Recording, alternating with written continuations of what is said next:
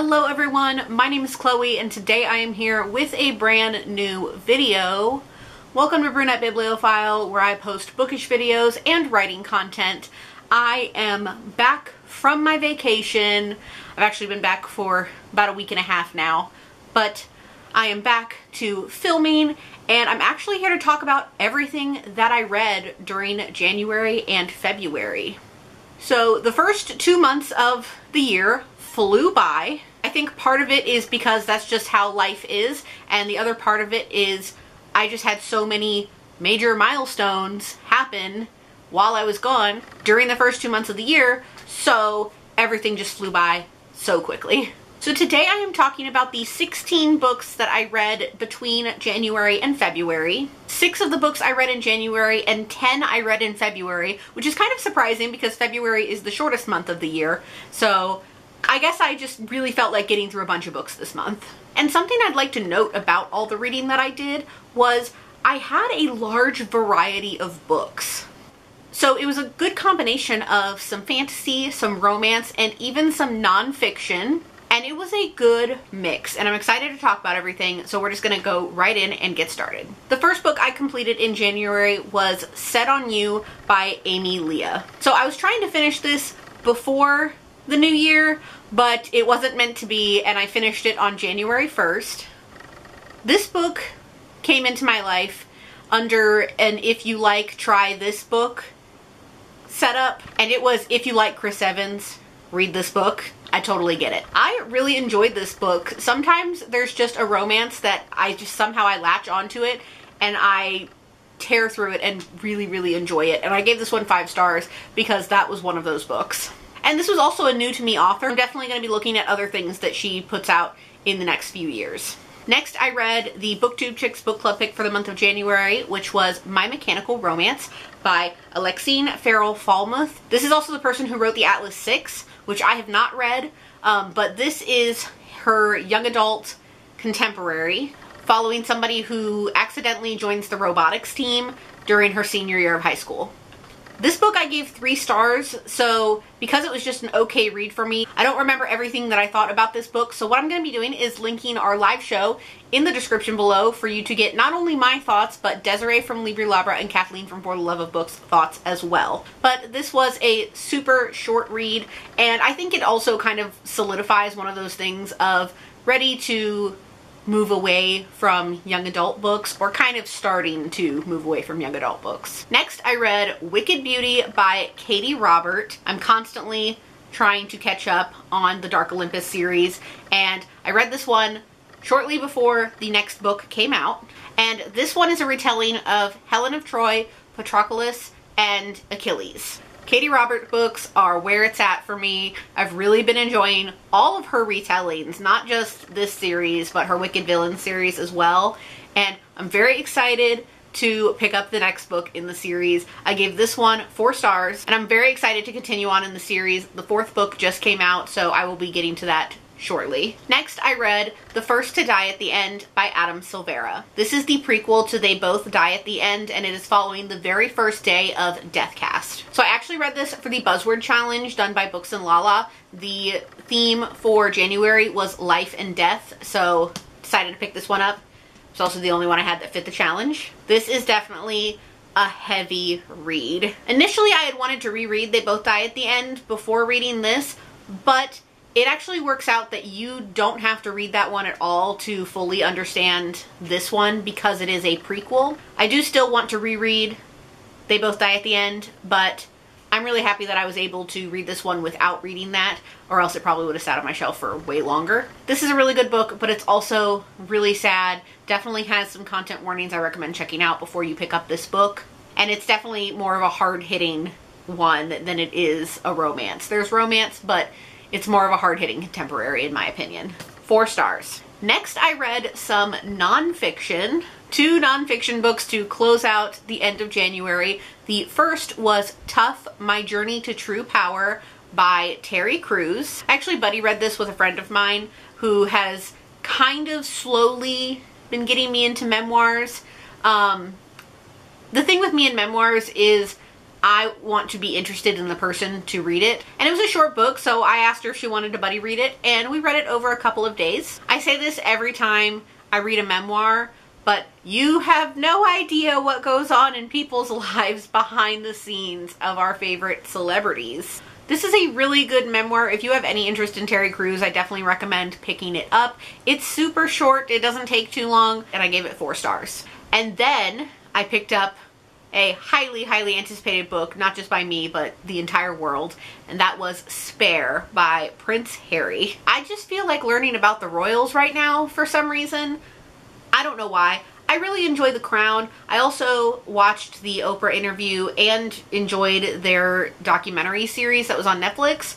So I was definitely invested in wanting to learn more, and especially getting Harry's side of the story. The media plays into things so much, and basically everything that I have learned from anything related to the royals that I have watched or read is that the British media is terrible. I was able to listen to the audiobook for this, and it was amazing. I gave this book 5 stars. It's really, really interesting to just get a behind the scenes look at celebrities' lives. This one was not as crazy as some other memoirs that I've read, but it was definitely really interesting to read and listen to. If you have any interest in the royals or hearing Harry's story, I definitely recommend checking this one out. So now I'm going to be moving into February, and the first book I completed was A Worthy Opponent by Katie Robert.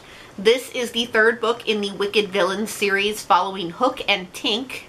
Not my favorite in the series, but still one that I really enjoyed. I gave it 4 stars. This series is another one that has a lot of hard topics, so I definitely recommend checking out content warnings before picking this up. And I think I'm about halfway through the series now, and I'm excited to keep reading. I really enjoy this spin on Disney tales and retellings, and essentially just Disney smut at this point. Next, I picked up a book that was one of my anticipated releases of 2022, and I'm surprised it took me this long to pick it up, but it was Cursed by Marissa Meyer. Now, I do have to say, as much as I love Marissa Meyer and really enjoyed the first book, this one was only a 3.5 star read for me. I just found some elements of this book to be kind of boring. The ending is really where the action picks up with this book. There's a lot of different things that happen in this book. The majority of it is Serelda trying to find her body because she is cursed and bound to this castle, and if she can find her body, she can break the curse. I wanted to love it more, but for now, I'm settling at a 3.5 star. Maybe if at some point I reread the duology back to back, it might be a little bit better for me, but unfortunately, I was not as happy with this one as I was the first one. I still think it is a solid duology and something definitely darker that she has written, but I think the first one was better. Next, I read Finlay Donovan Jumps the Gun by Elle Casimano.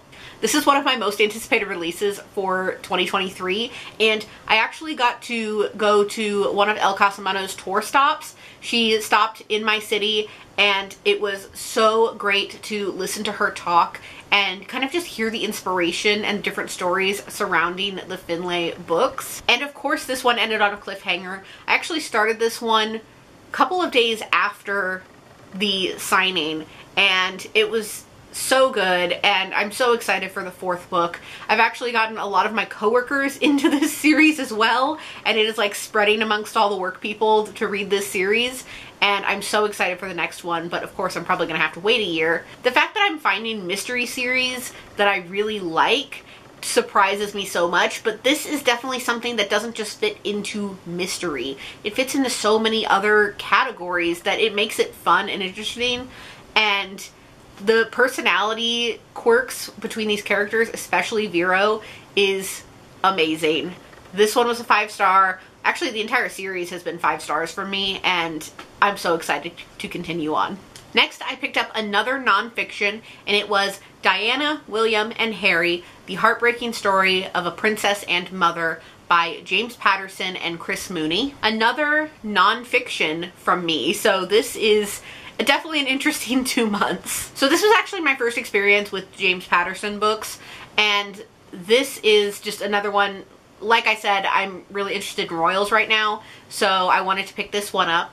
And I was a little concerned because it's not a memoir, it's a biography, and I wasn't sure how that was going to go, but it actually reads like a fiction book, which was kind of surprising, but made it really more interesting to read. And I actually read this while I was on my cruise, the majority of it, and it's just so interesting, and it follows it follows even farther after her death. It follows William and Harry, and it's just such an interesting story, and it's such a heartbreaking time. So I really, really enjoyed this one, and I gave it 4 stars. If you have any other recommendations for something similar to this, please leave them in the comments below. Going back to Amy Leah, I picked up X's and O's, and this is her new release that actually came out a few weeks ago.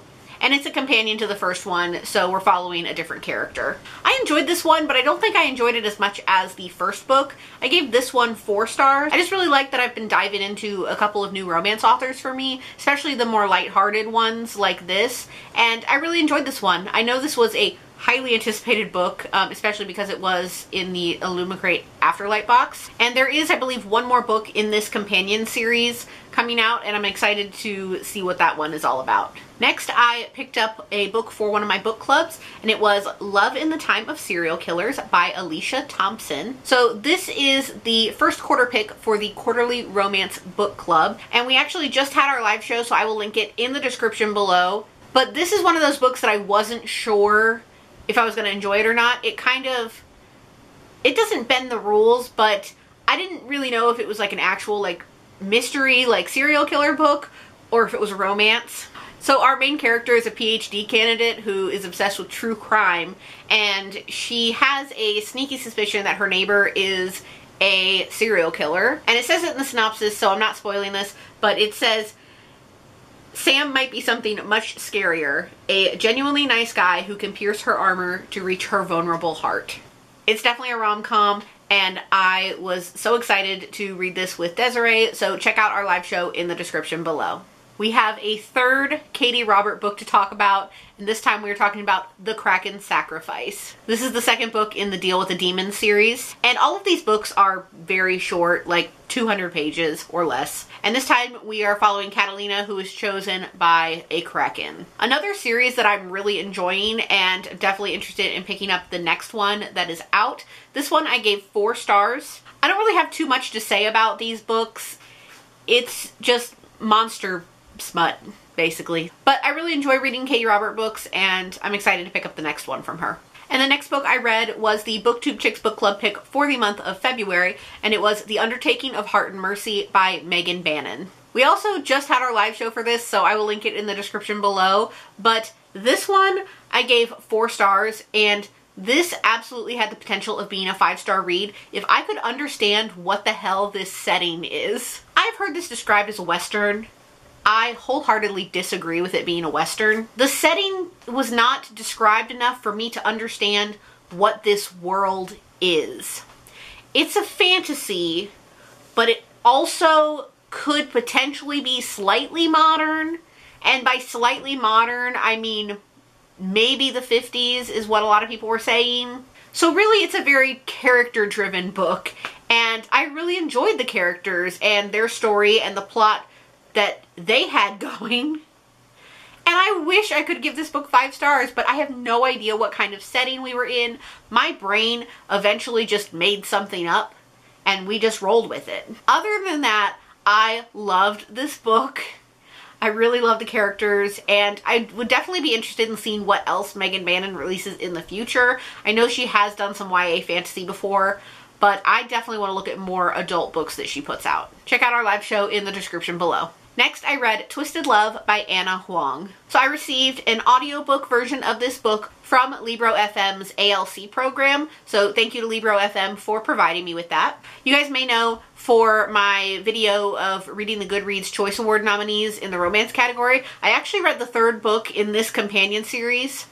They are standalones, but there's minor things in the later books that spoil the earlier books. I finally read the first one, and I really enjoyed it. This series and this author is still fairly new to me, so I'm still trying to figure out where I stand with this series, but I definitely think it's one that I will finish. I only have 2 books left. I definitely think that even though Alex has a hard exterior, he is a secret sweetheart, and it's definitely an enemies to lovers brother's best friend tropes. And while it doesn't make it on my list of like all-time favorites, it's definitely a series that I will continue to check out. I'm really excited for the second book because we are following the character of the friend group that is a princess, and I think that's really interesting. But overall, I gave this book 4 stars, and I'm really excited to pick up the next one.